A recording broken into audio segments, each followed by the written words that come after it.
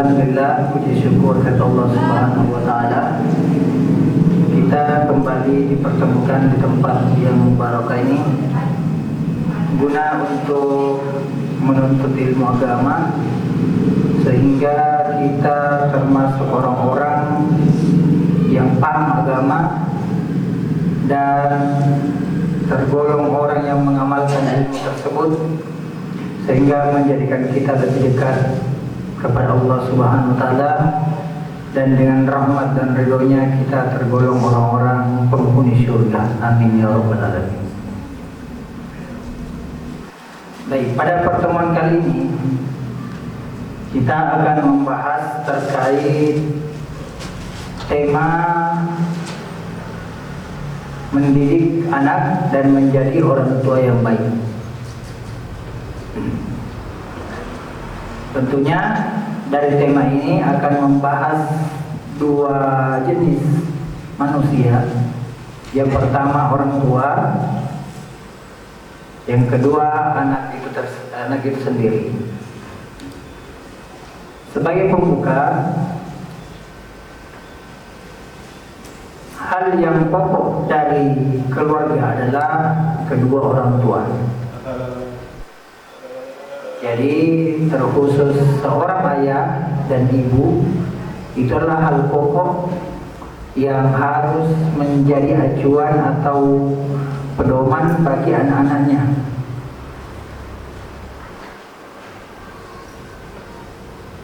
Apalagi seorang ibu untuk anak-anaknya, seorang ibu itu bertugas sebagai yang pertama madrasah bagi anak-anaknya atau sekolah bagi anak-anaknya. Maksudnya apa?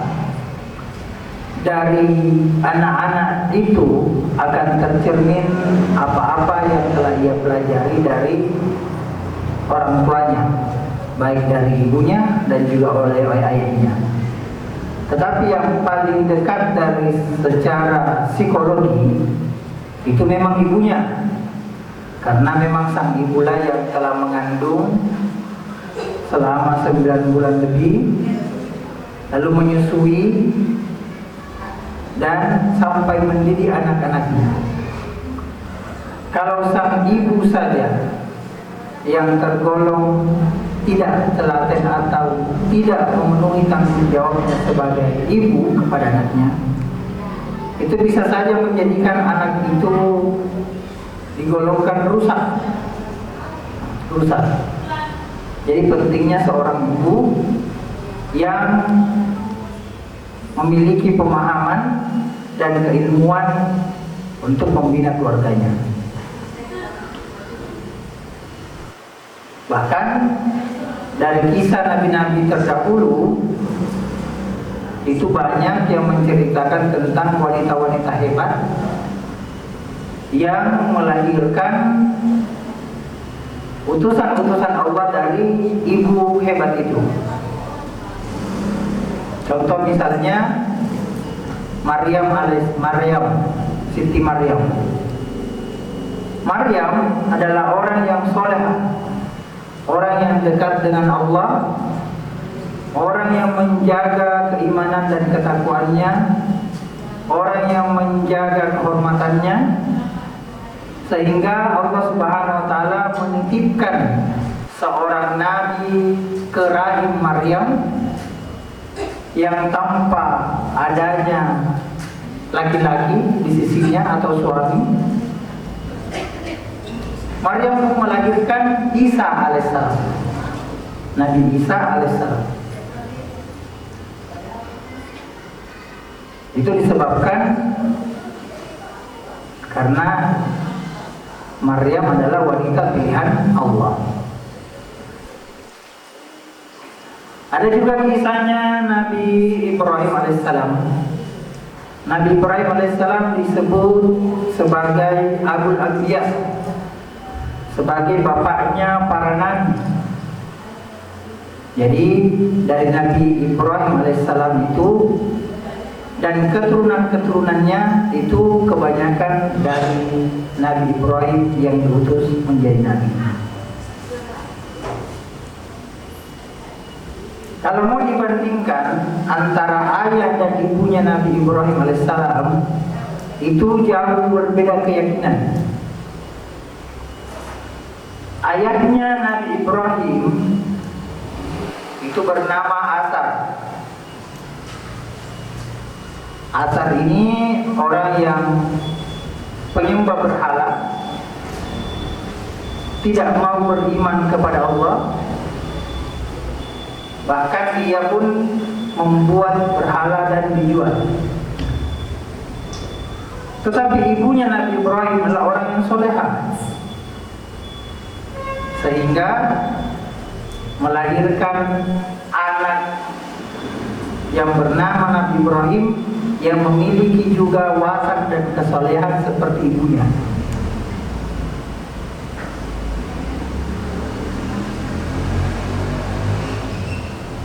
Begitu juga nabi-nabi terdahulu. Contoh misalnya Nabi Nuh alaihissalam. Nabi Nuh alaihissalam adalah utusan Allah.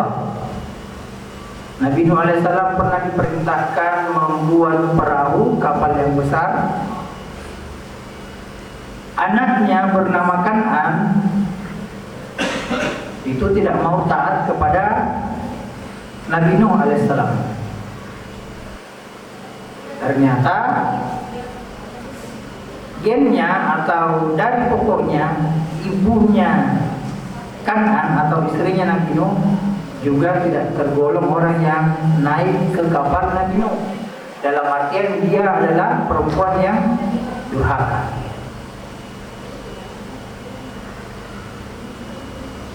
Maka disimpulkan bahwa peran penting seorang ibu itu apabila dia ibu yang soleha, ibu yang baik, ibu yang bijaksana, ibu yang beriman kepada Allah Subhanahu wa taala, maka insya Allah anak-anaknya juga nanti akan menjadi orang yang soleha.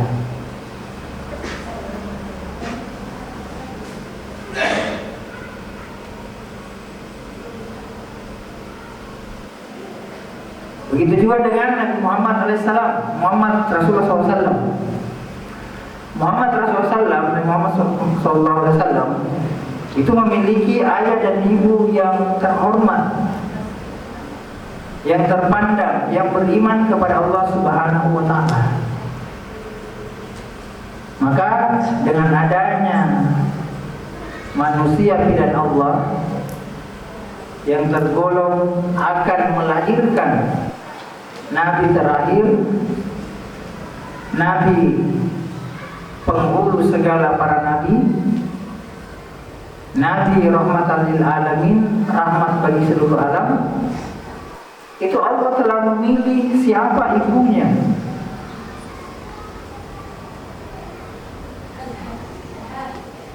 Dan Allah tidak akan mungkin memilih orang-orang yang pelaku maksiat, durhaka kepada Allah, tidak beriman kepada Allah sebagai ibu dari Nabi Muhammad Rasulullah SAW.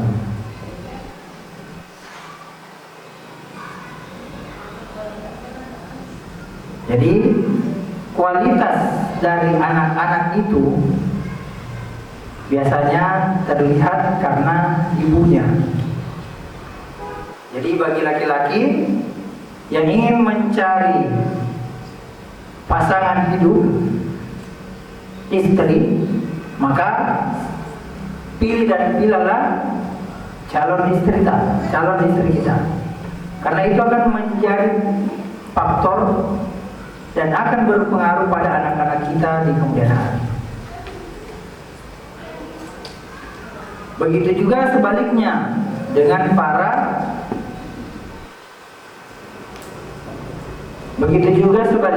para perempuan. Pantaskanlah diri Anda semua untuk menjadi wanita yang terbaik di hadapan Allah Subhanahu wa taala dengan keimanan dan ketakwaan, dan pantaskan diri Anda kepada laki-laki yang soleh dan beriman, sehingga kelak anak keturunannya kita semua akan mengikuti alur yang telah kita jalani, yaitu dengan cara misalnya beriman kepada Allah dan bertakwa dan memantaskan dirinya, karena itu akan berpengaruh pada masa depan anak-anak kita. Baik, sebelum kita masuk ke materi, karena tadi masih pendahuluan, ada yang mau ditanyakan?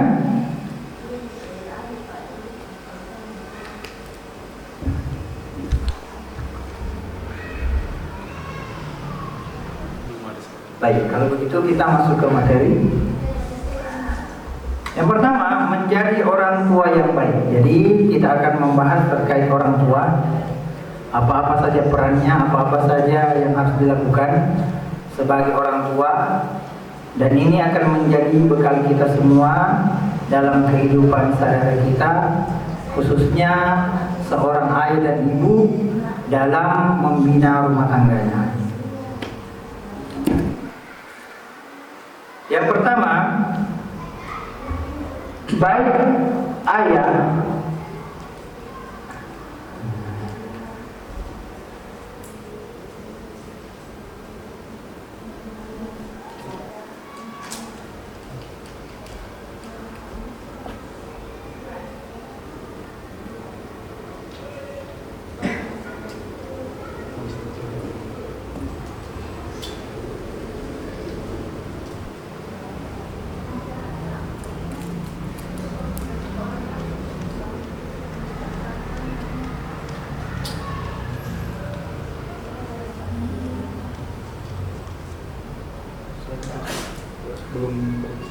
Oh iya.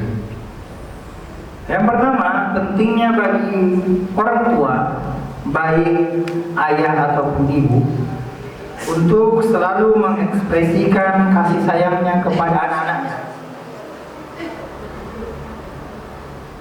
Jadi Rasulullah SAW itu terkenal dengan orang yang penyayang kepada anak-anak. Saking penyayangnya kepada anak-anak, bahkan Rasulullah SAW setiap melihat anak-anak kecil yang masih yatim piatu, beliau Rasulullah SAW menghampirinya dan mengelus-elus kepalanya, lalu mengatakan, apakah kamu sudah makan, nak? Kalau sang anak mengatakan saya sudah makan, maka Rasulullah SAW mengucap syukur. Tetapi apabila Rasulullah SAW mendengar bahwa dia belum makan, maka segera Rasulullah SAW mengambilkan makanan di rumahnya, apakah itu kurma, apakah itu roti gandum yang bisa dimakan oleh anak tersebut. Begitu pula dengan cucu Rasulullah SAW, Hasan dan Husain. Rasulullah SAW selalu mengekspresikan sayangnya kepada anak-anak kecil, termasuk cucu Rasulullah SAW. Hasan dan Husain selalu dikecup keningnya, selalu dicium. Bahkan pernah dalam satu riwayat, ketika Rasulullah SAW sholat berjamaah, lalu tiba-tiba datang cucunya, manjat di tubuh Rasulullah SAW. Lalu Rasulullah SAW ruku, ikut juga ruku. Dia seakan-akan bergantung, bahkan sampai sujudnya Rasulullah SAW sangat lama. Kenapa? Karena ternyata ada Hasan di atas punggung Rasulullah SAW. Bahkan dalam sholatnya pun Rasulullah SAW tidak marah dan tidak mengusir anak-anak kecil tersebut.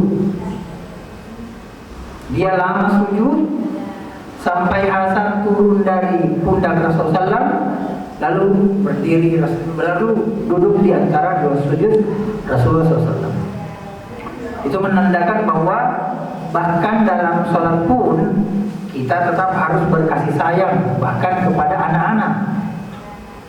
Jadi kalau ada biasanya masjid yang banyak anak-anaknya, entahkah dia ribut, entahkah dia bermain, lalu ada orang tua yang marah-marah, keluar atau misalnya memukul, nah itu sebenarnya tidak dibenarkan. Karena bagi anak-anak yang berkeliaran dalam masjid itu memang sudah dunianya. Dan jangan kasari anak-anak yang seperti itu. Karena bagi anak-anak yang sudah trauma dengan lingkungan masjid yang dimana anak-anak berpikiran bahwa di masjid kita cuma dimarahi, di masjid kita cuma dibentak, di masjid kita cuma diusir, nanti kelak apabila dia dewasa, dia tidak akan ada perasaan senang ke masjid. Dia hanya mengikat traumanya. Maka yang harus dilakukan sebenarnya, rangkul semua anak-anak dengan lemah lembut, arahkan di mana saf-saf mereka. Nah, safmu di belakangnya, karena di sini depan safnya orang tua. Nah, jangan terlalu berisik karena bisa saja mengganggu khusyuknya orang tua. Tetap mereka masukkan ke dalam masjid, tetapi dengan cara yang dididik, disiplin. Karena yang namanya mendidik tidak mesti harus kasar, tetapi dengan lemah lembut. Jadi itu pentingnya, apalagi di keluarga. Pentingnya kita mengekspresikan kasih sayang. Jangan sedikit-sedikit anak berbuat salah langsung dibentak, langsung dimarahi, langsung dicubit, langsung dipukul. Karena itu akan menyebabkan anak tertutup karena trauma. Kelak nanti dia dewasa, sang anak ini tidak akan terbuka, tidak akan menceritakan hal-hal yang ia alami, hal-hal yang ia rasakan. Karena dia merasa bahwa saya khawatirnya kalau bercerita itu akan mendapatkan respon negatif, entahkah itu dimarahi, entahkah itu dibentak. Itu akan menimbulkan efek trauma kepada anak-anak yang sering dibentak atau dimarahi ketika dia masih kecil. Dia akan tertutup nanti pada saat dia dewasa.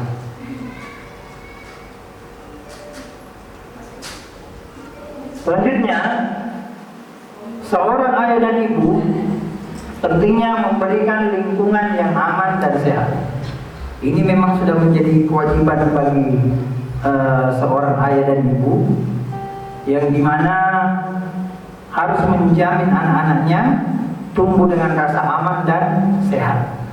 Itu adalah kewajiban bagi seorang tua.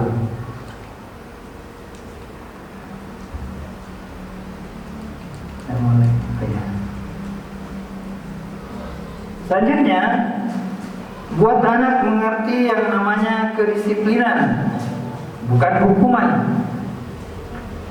Jadi terkadang ada orang tua yang memerintahkan atau memberikan tugas kepada anaknya, lalu sang anak tidak mampu menyelesaikannya, dan orang tua tersebut marah-marah dan menghukumnya. Harusnya apabila diberikan tugas, contoh misalnya, nah,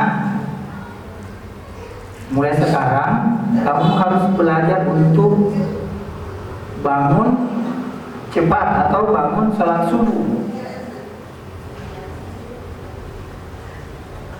Bagi seorang tua yang bijak, apabila anaknya ternyata di awal-awal belum bisa bangun sholat subuh, maka memberitahukan kepada anaknya, tidak apa-apa nak untuk hari ini, besok boleh lagi dicoba.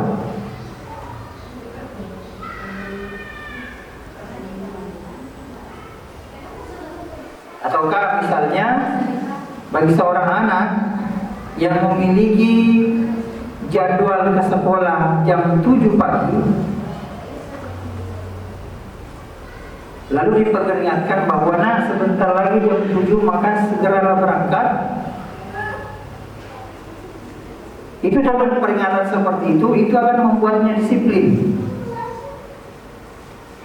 Jangan diberi hukuman, Jangan diberi pukulan atau cubitan misalnya kalau masih anak-anak,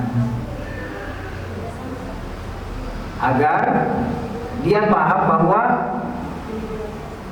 apa yang disampaikan orang tuaku ini adalah bentuk dari kedisiplinan, sehingga ini akan menjadikan anak tersebut kontinu berlanjut terus menerus untuk melakukan apa yang diperintahkan oleh orang tuanya.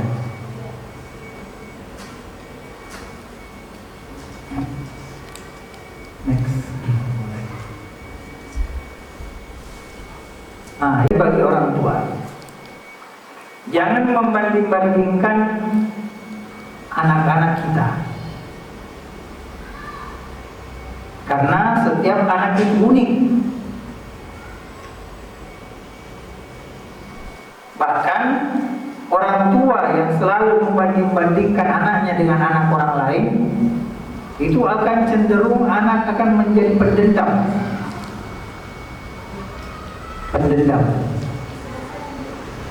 Karena seorang anak yang apabila dibandingkan dengan anak orang lain, akan yang pertama merasa minder, merasa tidak pede, dan akan selalu beranggapan bahwa karena dialah saya dibanding-bandingkan oleh orang tua saya.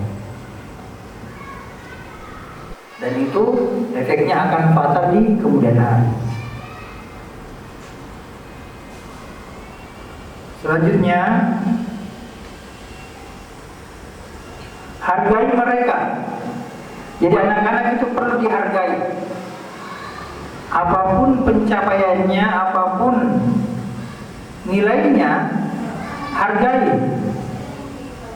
Bahkan seandainya anak tersebut pulang dari sekolah lalu dia membawa nilai yang rendah, maka jangan cepat-cepat menghujat atau menghinanya. Jangan cepat-cepat memarahinya. Salah satu bentuk menghargai anak yaitu dengan mempertanyakan, nah, kenapa bisa kamu nilainya rendah? Itu salah satu menghargai anak. Sehingga sang anak akan menjawab dengan jawabannya sendiri. Dan apabila anak diizinkan untuk berbicara atau berinteraksi dengan orang tua, itu akan membangun kepedean dan kedekatannya kepada orang tua. Terkadang ada anak-anak yang ingin menjelaskan, tetapi malah orang tua yang tidak menghargai dengan kata-kata, diam, kamu masih anak-anak, diam, kamu belum tahu apa-apa,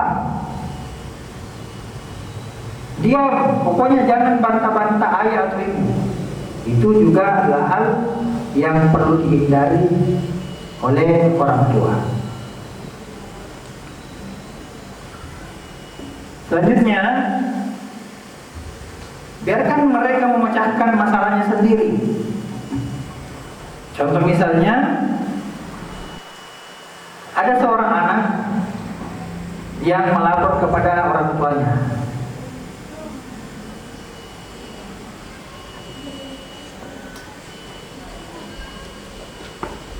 Sang anak melapor kepada orang tuanya, ayah, ibu,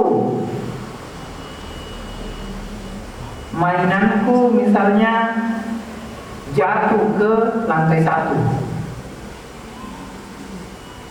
Maka sang ayah, sang ibu jangan cepat-cepat mengambilkan mainan tersebut, tapi ajak dia diskusi dan arahkan agar dia bisa menyelesaikan masalahnya sendiri. Nah, apabila mainanmu jatuh, maka yang ayah dan ibu lakukan akan turun ke bawah mengambilnya. Begitu pula dengan dirimu, kamu juga bisa turun dan mengambilnya.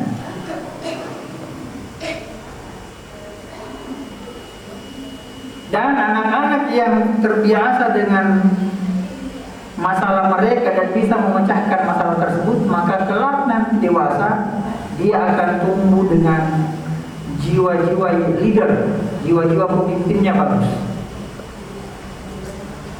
tidak bergantung kepada orang tuanya.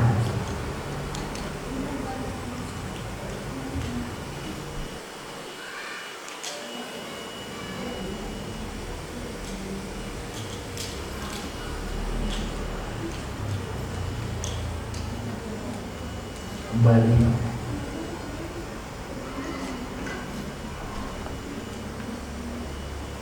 Ya. Oke. Selanjutnya, dorong mereka untuk mengembangkan bakat mereka. Jadi yang namanya bakat itu adalah sesuatu anugerah yang Allah berikan kepada manusia, yang dimana bakat itu tidak semua manusia bisa lakukan. Dan bakat ini beragam. Masing-masing dari kita manusia memiliki bakat masing-masing. Memiliki bakat kita masing-masing. Entahkah itu bakatnya ada di bidang seni, entahkah itu bakatnya ada di bidang tarik suara, menyanyi misalnya, entahkah bakatnya itu ada dari segi infrastruktur, arsitek, menggambar dan lain-lain, entahkah ada dari bakat mengajar, public speaking, yang tampil di depan umum berbicara. Itu masing-masing kita memiliki bakat kita masing-masing. Nah, pentingnya bagi kedua orang tua itu harus mengerti dan memahami bakat anak mereka masing-masing.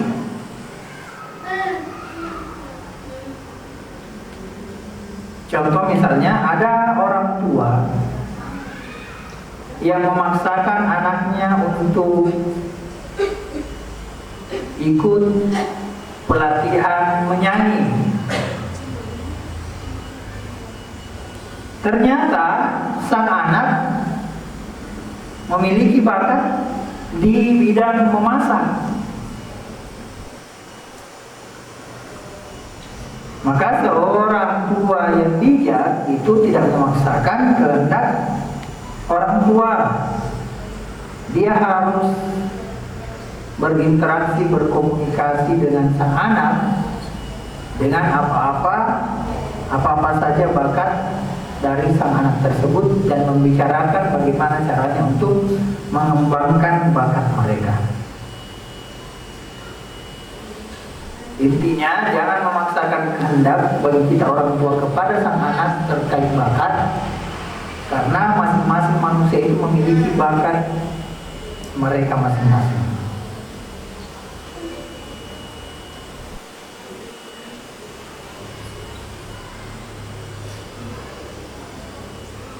Selanjutnya,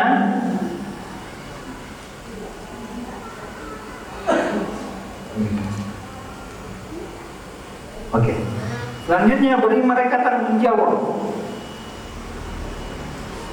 Jadi bagi orang tua yang di awal-awal ingin memberikan tanggung jawab kepada anak-anak mereka, mungkin dimulai dari lingkungan dirinya sendiri. Contoh misalnya dalam kamar. Nah, ini adalah kamarmu, ini adalah tanggung jawabmu. Segala sesuatu yang ada di kamar ini itu adalah kendalimu. Mau dia kau biarkan kotor, akan kotor. Kami sebagai orang tua tidak akan membersihkan kamarmu. Apabila kamu tidak sadar untuk membersihkannya, maka bisa saja kamu terserang penyakit. Contoh penyakit kulit, contoh bakteri, virus akan ada dalam kamarmu apabila kamu tidak menjaga kebersihan kamarmu. Ajari mereka tanggung jawab dan ajari mereka tentang konsep konsekuensi yang akan terjadi apabila mereka tidak bertanggung jawab atas barang-barang mereka misalnya.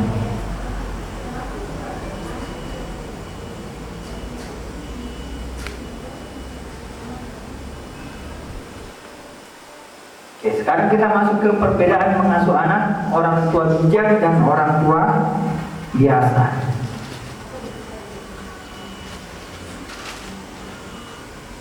Jadi orang tua di luar sana atau mungkin ada di antara kita itu memang ingin memberikan yang terbaik kepada anak-anak mereka. Tetapi ada juga orang tua di luar sana yang masa bodoh dengan anak-anak mereka. Maka pentingnya kita menjadi orang tua yang bijak sehingga kita bisa menurunkan ilmu ini kepada anak-anak kita kelak dan mereka juga bisa belajar dari kita semua. Yang pertama, orang tua bijak dan orang tua biasa. Orang tua bijak itu memberikan kesempatan kepada anak untuk mengeksplor dunia.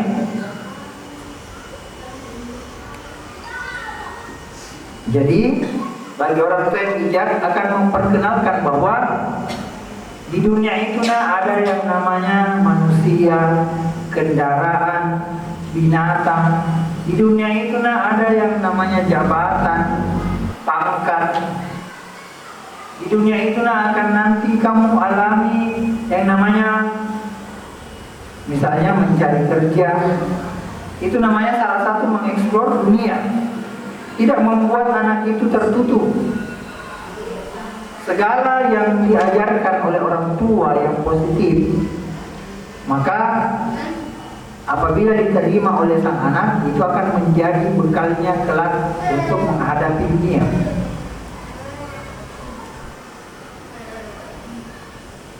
Contoh misalnya sekarang sudah ada Grab atau Maxim. Nah, saat ini kamu harus belajar untuk mengendarai kendaraan Maxim atau Grab. Karena akan ada tiba saatnya nanti kelak ayah tidak bisa mengantarmu ke sekolah. Entahkah ayah sakit atau ayah sibuk. Maka pentingnya pengalaman atau pengetahuan seperti ini untuk dieksplor kepada anak-anak kita. Ajar dia cara untuk menghadapi dunia.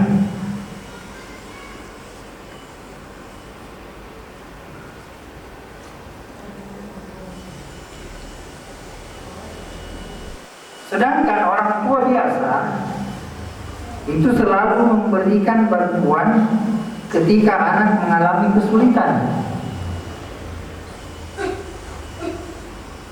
Sedikit-sedikit dibantu, walaupun sebenarnya hal itu bisa diselesaikan oleh sang anak, orang tua tetap memanjakan dirinya.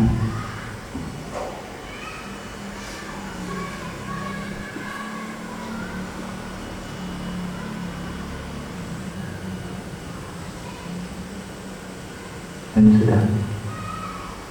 Oke, selanjutnya orang tua yang bijak menyelesaikan masalah dengan menemukan dan mengatasi akar permasalahannya.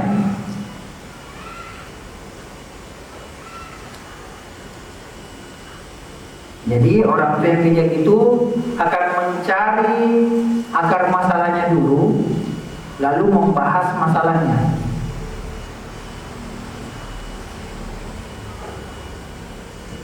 Contoh misalnya, ternyata anak kita sedang berkelahi atau bertengkar dengan temannya.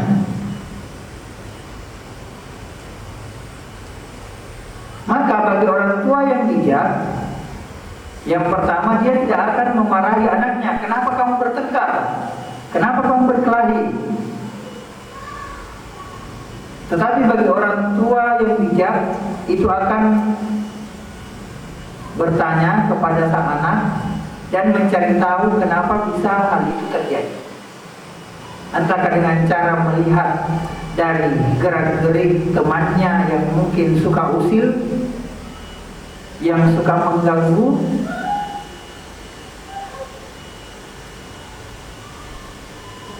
ataukah mungkin dengan cara memberikan kesempatan berbicara kepada sang anak. Nah, tadi siang saya mendapat laporan dari gurumu bahwa kamu bertengkar di sekolah, berkelahi di sekolah. Apa yang menjadi penyebab sehingga terjadi seperti itu? Itu adalah cara penyelesaian orang tua bijak.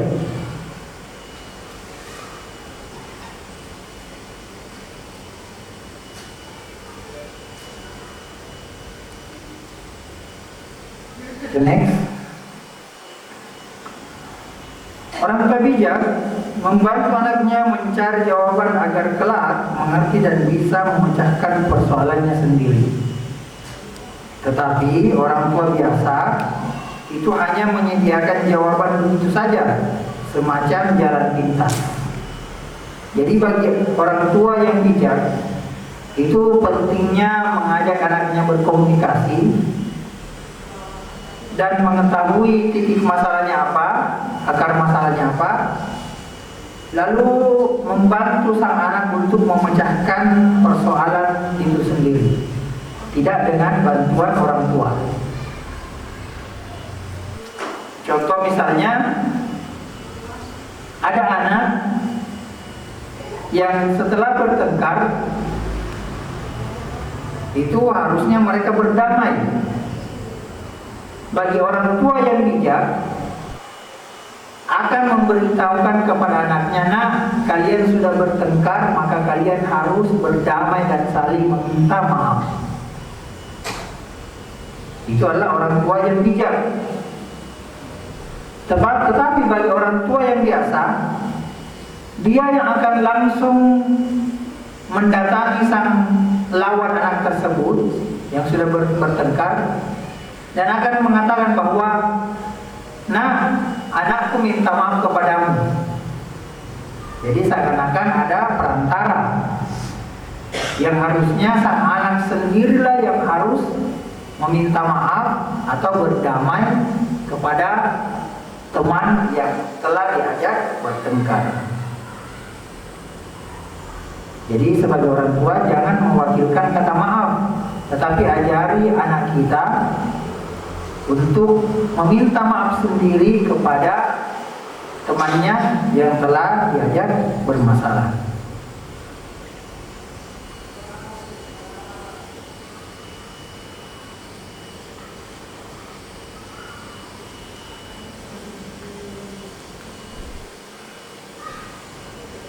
Selanjutnya, orang tua bijak itu akan berkata kepada anaknya, coba dipikir lagi, kamu pasti akan menemukan jawabannya. Dan orang tua yang biasa akan berkata, kamu salah, kamu tidak tahu tentang itu. Jadi memang sepantasnya dan sewajarnya bagi seorang anak yang khususnya masih labil atau masih belum dewasa, masih baru beranjak biasanya SD, SMP, SMA, itu akan banyak mengalami kesalahan-kesalahan. Dan kesalahan inilah yang menurut mereka apabila tidak diperbaiki, mereka akan merasa benar.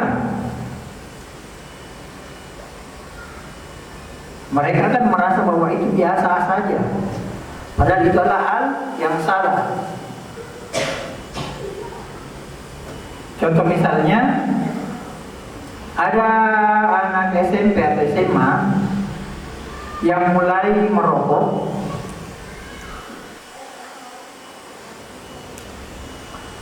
lalu bagi orang tua yang bijak akan mengatakan bahwa, nah, rokok itu tidak baik. Nah, rokok itu merusak kesehatan.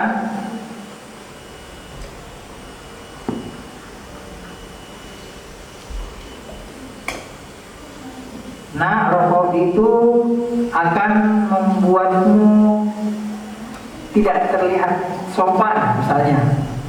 Nah, rokok itu akan membuatmu mengganggu orang sekitar karena asap rokoknya. Dan suruh dia untuk memikirkan hal itu.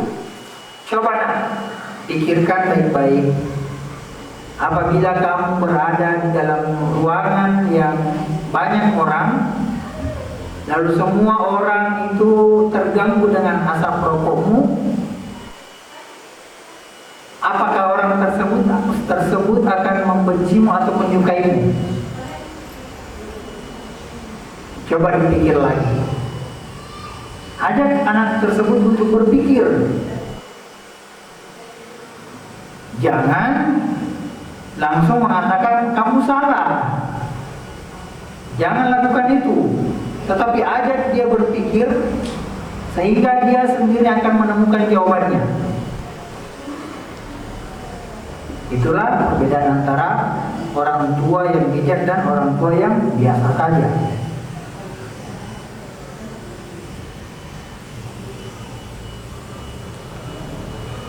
Selanjutnya, orang tua yang bijak akan membiarkan anaknya untuk menemukan keunikannya masing-masing.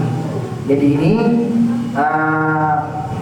hampir mirip-mirip dengan bakat. Jadi biarkan anak tersebut itu menemukan keunikannya atau bakatnya mereka masing-masing. Dan orang tua yang biasa akan membandingkan anaknya dengan anak yang lain.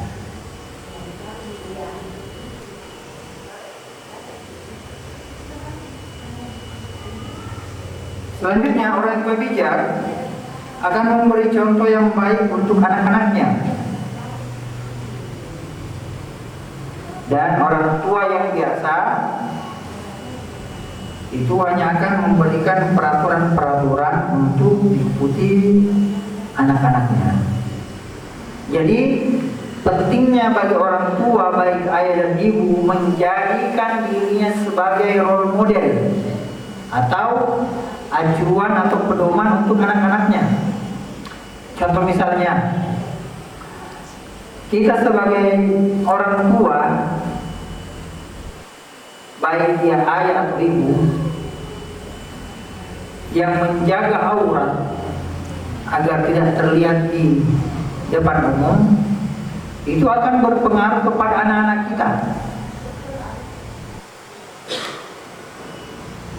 Tetapi kalau ada orang tua, baik dia ayah atau ibu, keluar rumah dengan mungkin berpakaian celana pendek atau memakai baju-baju yang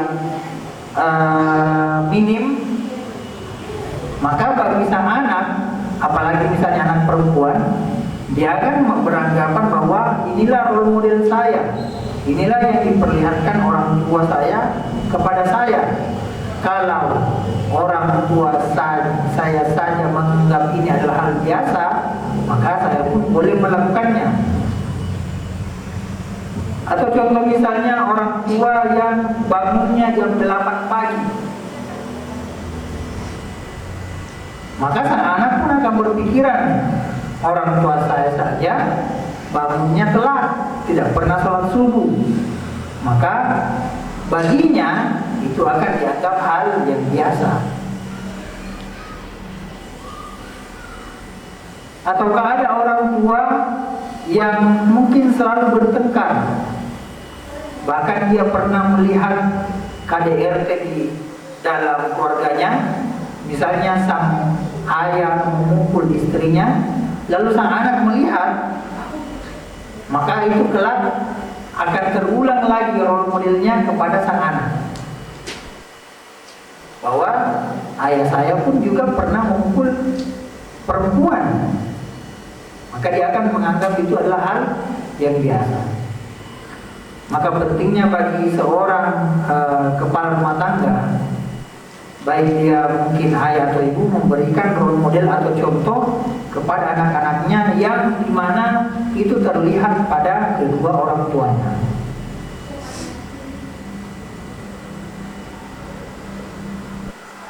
Karena peraturan itu, walaupun orang tua mengatakan pergi nak sholat subuh di masjid, pergi nak sholat berjamaah di masjid, tetapi orang tuanya sendiri tidak pernah sholat berjamaah di masjid, maka sang anak dalam hatinya akan berontak dan protes bahwa kenapa saya diperintahkan ke masjid padahal orang tua saya tidak ke masjid.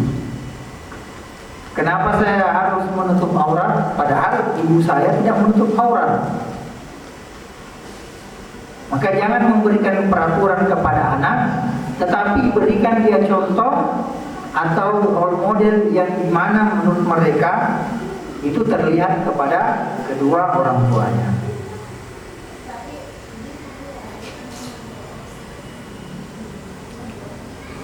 Selanjutnya, orang tua yang bijak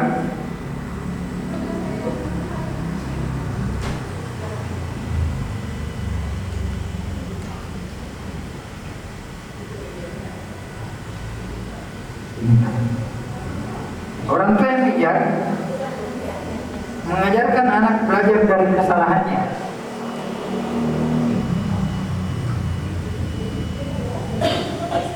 Sedangkan orang tua yang biasa akan langsung menghukum anaknya ketika membuat kesalahan.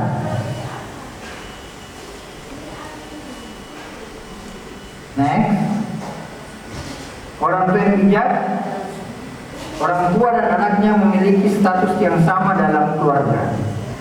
Orang tua yang biasa merasa bahwa orang tua adalah bos, anak harus selalu patuh pada kedua orang tuanya apapun itu. Jadi ini yang perlu kita pahami, bahwa orang tua dan anak harusnya mereka satu kesatuan, yang dimana tidak ada jabatan di dalamnya, tidak ada kasta, yang dimana membuat mereka bagaikan bos dan karyawan. Ketika anak butuh bantuan, maka hendaklah orang tua membantu. Entahkah dia butuh bantuan dari segi pemahaman dalam kehidupan sehari-harinya, yang dimana orang tua lebih paham. Begitu juga sebaliknya, ketika orang tua membutuhkan bantuan, maka anak wajib membantu orang tuanya, selama bantuan itu adalah tidak bermaksiat. Maka sekali lagi, dalam satu keluarga hendaknya harus menjadi satu kesatuan yang saling melengkapi. Tidak ada kata bos, tidak ada kata karyawan. Jadi harus saling menjadi satu kesatuan. Oke, kita sudah selesai dari pembahasan bagaimana cara yang bijak untuk menjadi orang tua kepada anak-anak kita kelak. Walaupun sebenarnya masih ada banyak sekali contoh-contoh yang dimana tidak tertuang dalam slide, tapi insya Allah ini adalah sebagai garis besarnya, bahwa keluarga yang bijak itu melakukan hal-hal yang positif kepada anaknya. Sedangkan bagi keluarga yang biasa-biasa saja, itu cenderung membiarkan atau bahkan tidak peduli kepada hal-hal yang terjadi pada anaknya. Baik, ada yang ditanyakan sebelum kita masuk ke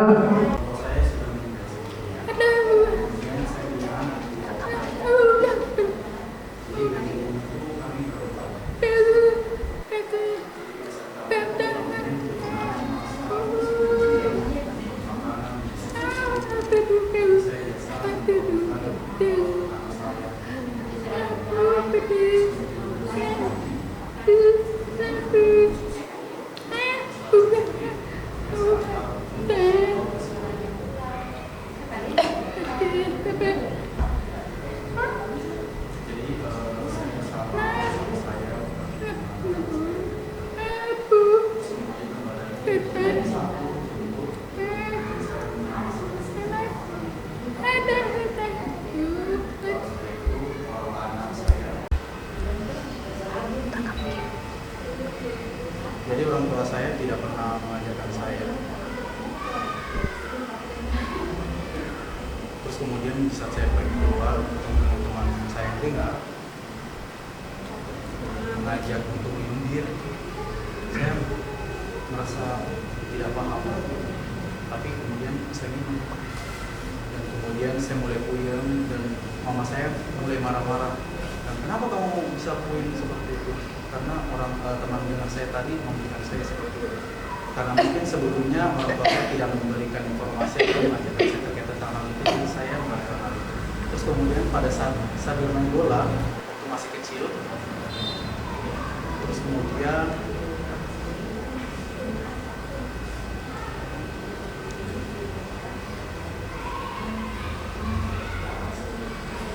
awalnya saya hobinya tuh main bola, main sepak bola, tapi lama-lama akhirnya pindah menjadi pemain bola tangkis. Tapi karena orang tua saya selalu menyuruh saya untuk melakukan hal tersebut, saya merasa bahwa saya mulai kecapean dan tidak passion dengan hal itu. Kemudian yang ketiga itu, orang tua saya biasa menyuruh saya untuk selalu zuhur, asar, maghrib, isya. Jadi saya selalu diajarkan seperti itu. Terus kemudian itu sebelumnya waktu di seperti itu di Papua, kemudian sekarang pindah ke Makassar.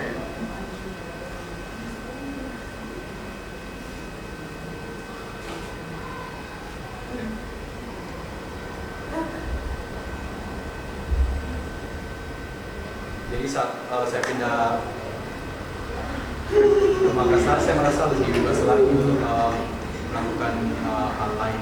Mungkin kadang-kadang juga saya merasa bahwa saya tidak melaksanakan sholat lima waktu karena saya mungkin merasa malas. Saya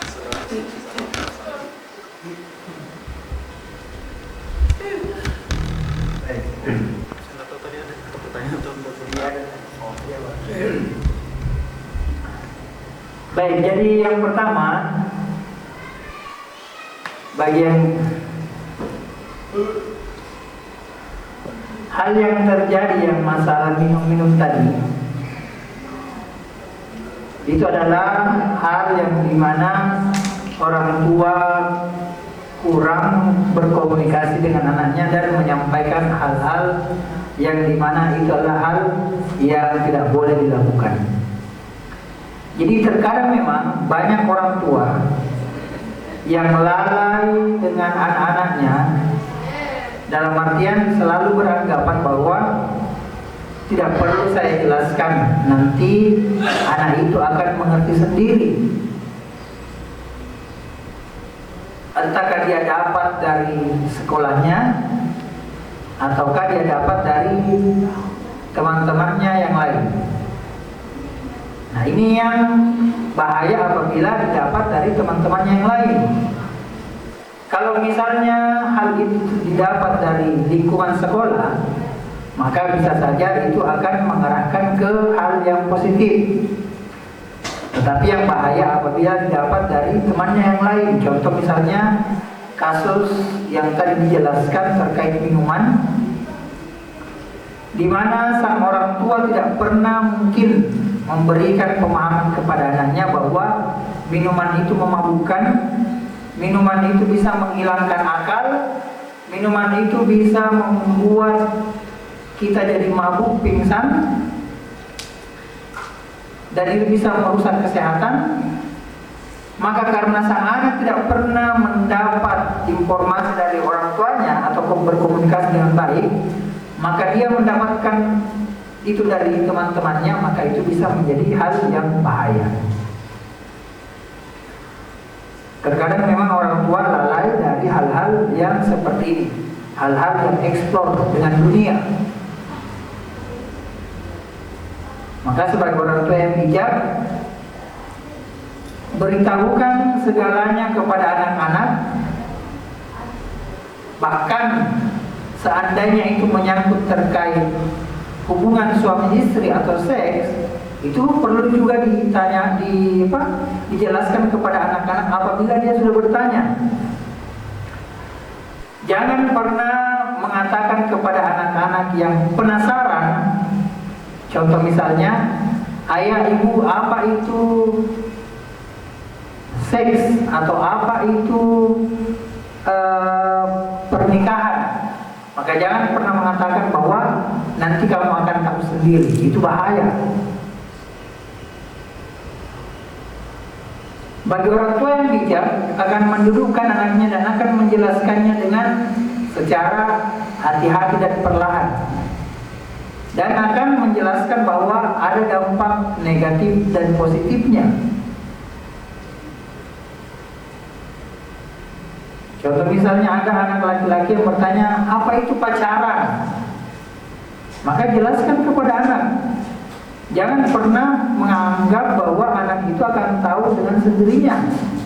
Mungkin saja kelak dia akan tahu dengan sendirinya, tetapi yang menjadi bahaya akan ada resiko yang dimana apabila dia tidak tuntas mengetahui hal itu, lalu dia mendapatkan pemahaman itu di luar sana dengan sedikit-sedikit, itu yang bahaya.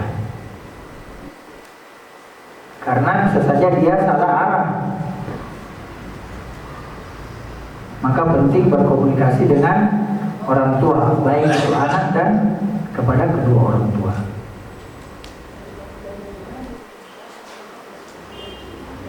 Apalagi penting tadi?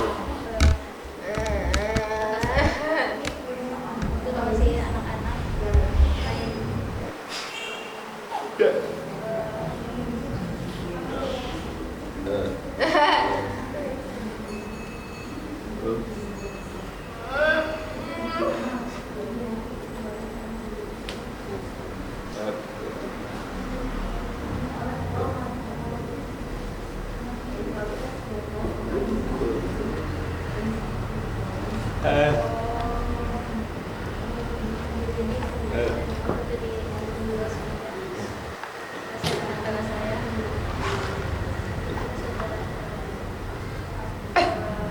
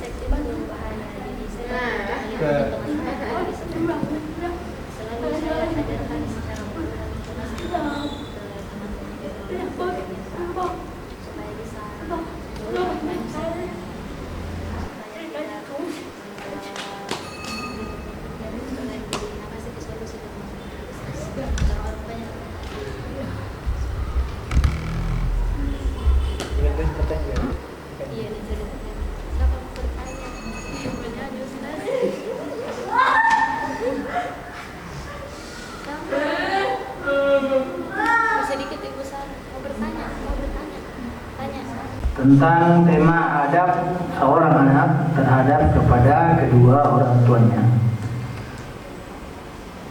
Jadi pengantar, orang tua adalah sosok yang sangat berjasa dalam kehidupan kita. Dalam Islam kita diajarkan untuk menghormati dan berbuat baik kepada mereka. Islam juga mengajarkan adab yang baik terhadap kepada kedua orang tua. Jadi apa-apa saja adabnya. Jadi seorang anak harusnya memiliki adab yang tinggi kepada kedua orang tuanya. Kalau seorang anak beradab kepada atasannya atau bosnya, maka lebih harus beradab lagi seorang anak kepada kedua orang tuanya. Jadi adab terhadap orang tua itu sangat banyak sekali, tetapi saya merangkumnya cukup 5 saja, dan ini sudah memenuhi dari adab-adab yang kita lakukan dalam kehidupan sehari-hari kita kepada kedua orang tua kita. Yang pertama, mematuhi orang tua. Jadi sudah sepantasnya kita harus patuh kepada kedua orang tua. Selanjutnya, membantu kedua orang tua. Jadi hal-hal yang dibutuhkan oleh orang tua, misalnya bantuan dan lain-lain, itu kita harus membantu mereka berdua. Yang ketiga, berbicara dengan lemah lembut dan sopan. Jadi jangan pernah berbicara kepada kedua orang tua kita lalu nada kita tinggi, bahkan membentak atau memarahi mereka. Itu tidak boleh. Selanjutnya, mendoakan orang tua. Jadi sudah sepantasnya seorang anak untuk membalas jasa-jasa kedua orang tua kita, yang dimana sesungguhnya tidak ada satu anak pun yang bisa membalas jasa mereka. Tetapi salah satu berbuat baik untuk membalas kebaikan mereka yaitu dengan cara mendoakan kedua orang tua kita, baik dia masih hidup ataupun dia sudah wafat. Dan selanjutnya, bersikap sabar. Sabar ini sangat penting untuk dilakukan seorang anak kepada kedua orang tua, karena sesungguhnya terkadang ada banyak yang dipikirkan orang tua terkait kelangsungan hidup rumah tangga, seperti makanan pokok, beras, atau mungkin pakaian-pakaian, atau bahkan pendidikan kita yang dipikirkan oleh kedua orang tua kita. lalu tiba-tiba orang tua kita membentak atau memarahi, yang dimana mungkin orang tua kita lagi banyak pikiran.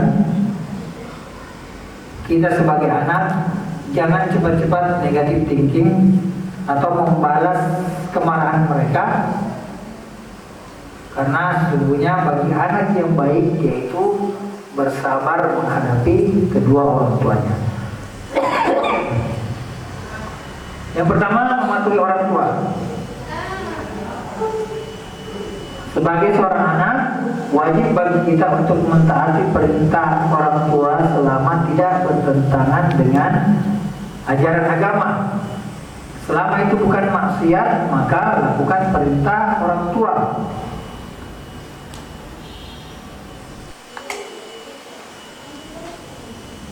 Hal ini akan menunjukkan rasa hormat terhadap orang tua. Jadi selama perintah orang tua itu bukan maksiat, contoh misalnya ada orang tua yang memerintahkan anaknya untuk mengambil mangga tetangganya, maka ini sudah jelas salah karena tidak meminta izin kepada sang pemilik mangga, atau dalam hal ini tetangganya. Maka perintah tersebut itu boleh dilanggar. Ataukah ada orang tua yang memerintahkan anaknya untuk membuang sampah. Buang sampah ini di misalnya depan sekolah, yang dimana dengan sampah itu nanti akan membuat lingkungan sekolah menjadi bau, maka itu boleh tidak dilakukan karena itu adalah perintah yang tidak syar'i, perintah yang bisa merugikan orang banyak. Selain perintah yang mendurhakai Allah atau perintah yang membuat kezaliman atau maksiat, maka itu harus dilakukan apabila orang tua memerintahkan perintah tersebut. Seperti contoh ketika Nabi Ibrahim alaihissalam diperintahkan oleh ayahnya yang bernama Azar untuk menjual patung berhala kepada masyarakat. Jadi ayahnya Nabi Ibrahim itu adalah pembuat patung yang dimana apabila telah selesai dibawa keliling kampung untuk dijual.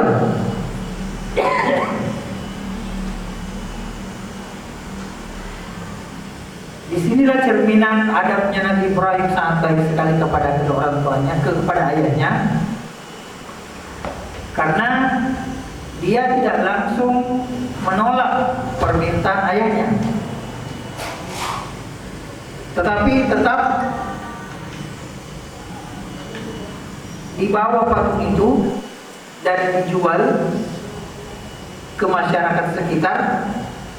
Tetapi setiap Nabi Ibrahim menyodorkan patung berhala itu, Nabi Ibrahim akan mengatakan, ini adalah patung buatan ayahku, di mana ayahku mengambilnya dari hanya sebongkahan tanah liat, yang dimana patung ini tidak berdaya apa-apa.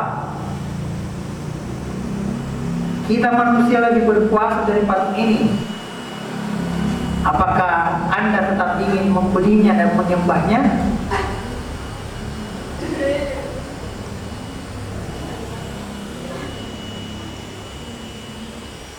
Itu adalah adab Nabi Ibrahim. Jadi Nabi Ibrahim tetap melakukan perintah ayahnya untuk dijual, tetapi Nabi Ibrahim berpikir bahwa ini adalah maksiat. Maka Nabi Ibrahim dengan bijaknya, dia tidak mendurhakai ayahnya, tetapi dia juga tidak melanggar perintah Allah Subhanahu wa Ta'ala. Jadi sambil menjual, sambil berdakwah, sambil berjual, sambil menasehati bahwa patung ini tidak ada gunanya, tidak ada apa-apanya. Kita manusia lebih berkuasa daripada patung ini. Kenapa kamu ingin menyembah patung ini? Itu adalah adab dari Nabi Ibrahim alaihissalam kepada ayahnya.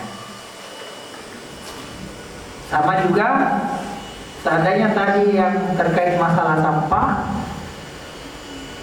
ayah kita memerintahkan untuk membuang sampah di depan sekolah misalnya, atau di depan masjid, maka sebagai anak lakukan saja yang tadi diperintahkan ayah, tetap buang sampah, tetapi berpikir bahwa sampah ini harus dibuang di tempat pembuangan sampah, bukan di masjid, bukan di depan sekolah. Maka bawalah sampah itu ke tempat pembuangan sampah. Itu namanya tidak mendurhakai orang tua dan tetap melakukan apa yang diperintahkan oleh orang tua. Selanjutnya,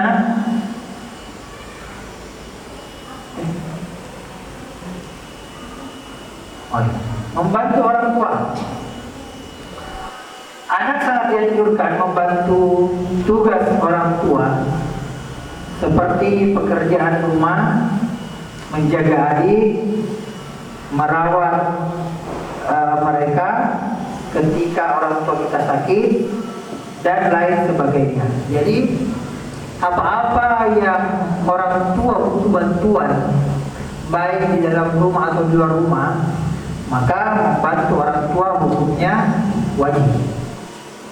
Sekali lagi, selama itu tidak maksiat, selama itu tidak melakukan perbuatan dosa.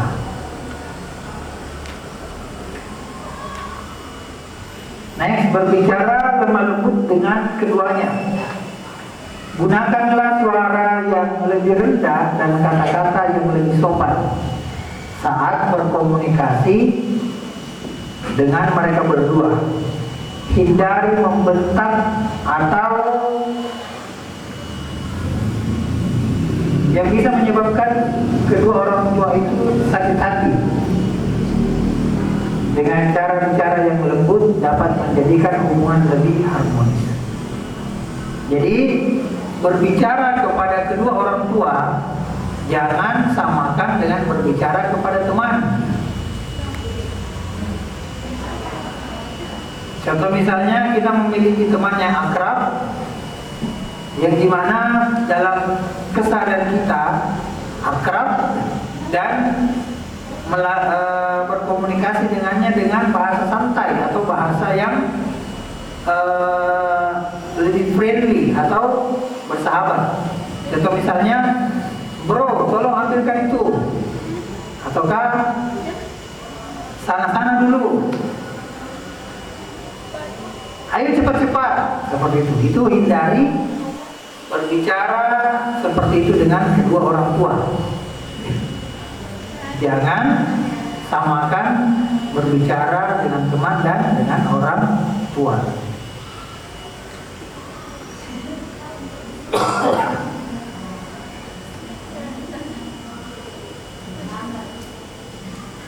Okay, next. Selanjutnya, mendoakan kedua orang tua. Salah satu bentuk berbuat baik kepada keduanya yaitu dengan selalu mendoakan hal-hal yang baik untuk kedua orang tua kita, yaitu dalam kesehatannya, keselamatannya, rezekinya, juga ampunannya bagi kedua orang tua kita. Ini mendoakan kepada kedua orang tua itu wajib walaupun dia sudah meninggal. Jadi jangan pernah tidak mendoakan dalam sehari orang tua kita, karena salah satu ciri bakti kepada orang tua kita baik yang hidup dan sudah wafat itu dengan cara mendoakannya tiap hari.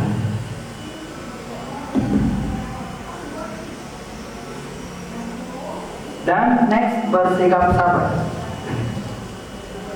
Jadi terkadang kita memiliki pendapat yang berbeda dengan orang tua. Mungkin orang tua kita memiliki pandangan seperti hal ini jangan dilakukan, tetapi bagi kita mungkin bisa saja dilakukan, tetapi dengan cara yang berbeda. Ataukah mungkin orang tua kita sudah beda zaman dengan kita. Orang tua kita beranggapan bahwa hal yang terjadi itu di masa dia masih muda itu adalah hal yang tidak boleh. Ternyata saat ini di zaman kita itu boleh. Maka dengan cara menghadapi perbedaan pendapat itu dengan sabar, dengan bersabar.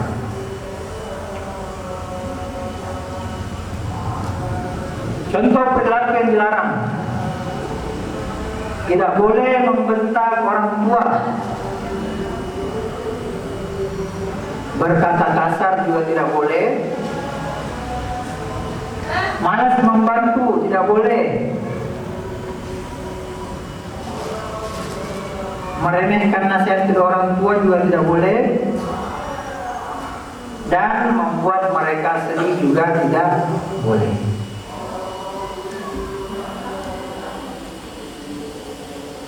Dan hadis terkait orang tua yang dimana ini adalah ancaman sekaligus hal yang bisa membahagiakan bagi anak, yaitu ridallahi fi ridal walidain wa sakhatullahi fi sakhtil walidain. Ridhonya Allah Subhanahu wa taala itu berada dalam ridho orang tuamu. Jadi selama kita membuat orang tua kita senang, bahagia, ridho, maka Allah juga akan membuat kita bahagia dan senang dan ridho kepada kita. Itu kuncinya. Sebaliknya, apabila kita mendurhakai orang tua kita, membuat mereka murka, marah, membuat mereka benci kepada kita, maka Allah juga akan murka dan benci kepada kita. Jadi ada dua jenis manusia yang dimana Allah maha memberi rezeki, maha memberi kemudahan, tetapi apabila keduanya ini disakiti, Allah akan tunda rezeki itu. Siapa dia?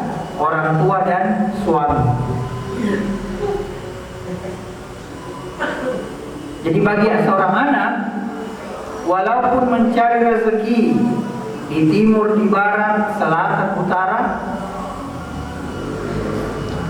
dan dia tidak mendapatkan rezeki itu, bahkan dalam kesehariannya dia sangat susah dan tertatih-tatih mencari rezeki itu, maka coba cek apakah dia berlaku baik kepada kedua orang tuanya. Jangan sampai Allah tidak ridho kepada sang anak tersebut, Allah murka kepada sang anak tersebut, Allah benci kepadanya karena sang anak tersebut tidak memperlakukan baik kedua orang tuanya, sehingga rezekinya tertahan.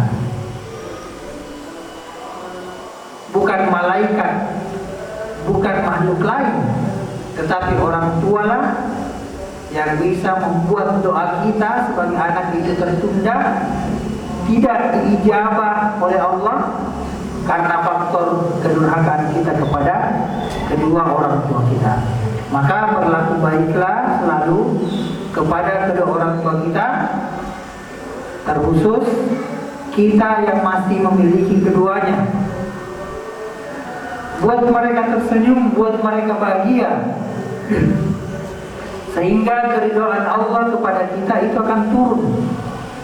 Kecintaan Allah kepada kita itu akan kita rasakan karena kita mencintai kedua orang tua kita. Jangan sampai melakukan hal sebaliknya, karena murka Allah Subhanahu wa taala di dunia itu sudah kita rasakan apabila kita mendurhakai kedua orang tua kita.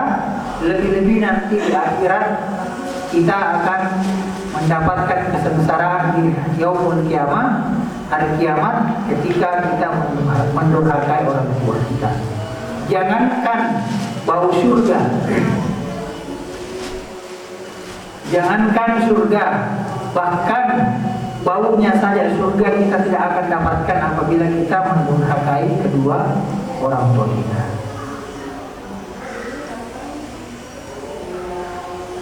Baik, mungkin cukup sekian. Sebelum kita tutup, mungkin ada pertanyaan? Sudah cukup? Oke. Kalau begitu kita tutup dengan doa.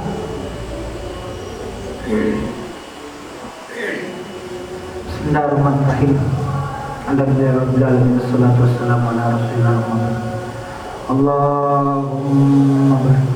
Allahumma rabbana atina fid dunya hasanah wa fil akhirati hasanah wa qina adzabannar. Allahumma ighfir lana wal walidina warhamhum kama rabbayana shighara. Allahumma ighfir lana wal walidina warhamhum kama rabbayana shighara. Allahumma ighfir lana wal walidina warhamhum kama rabbayana shighara. Wa sallallahu ala sayyidina Alhamdulillahirabbil alamin. Sekian, assalamualaikum warahmatullahi wabarakatuh.